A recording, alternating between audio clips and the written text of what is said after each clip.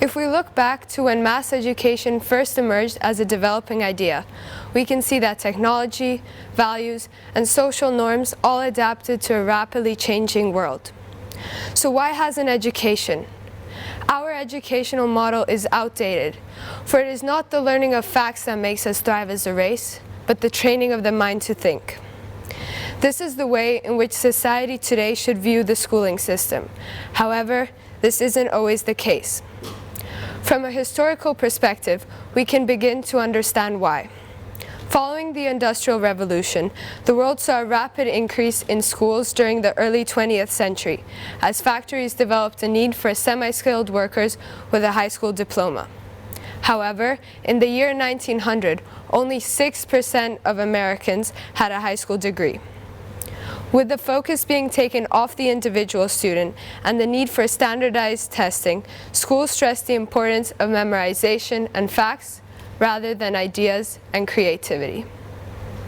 But since then, humans have modeled society into something incomparable to that of the 20th century. And with this change came new problems. So what does this entail?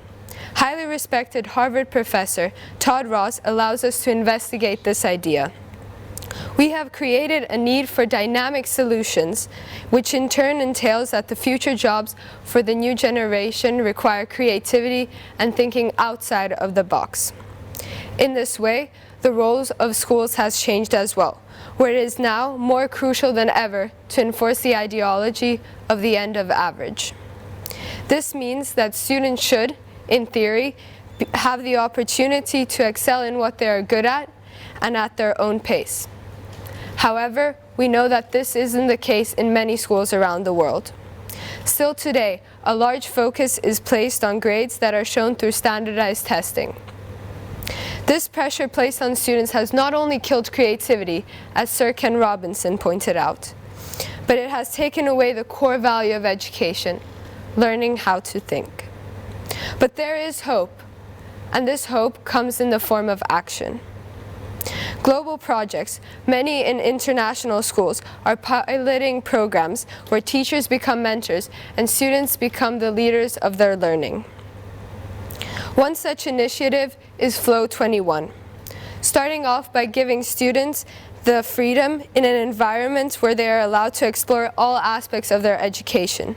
And with the guidance of mentors, such a program fights the traditional flaws in education. However, is this enough? According to many world-renowned psychologists around the world, such as Angela Duckworth, the value is seen in the way which we think, not just what we do. For children today to have a chance at the rapidly changing and demanding future, we must not only change our programs, but our mindsets. Around 30 years ago, the term growth mindset was first coined.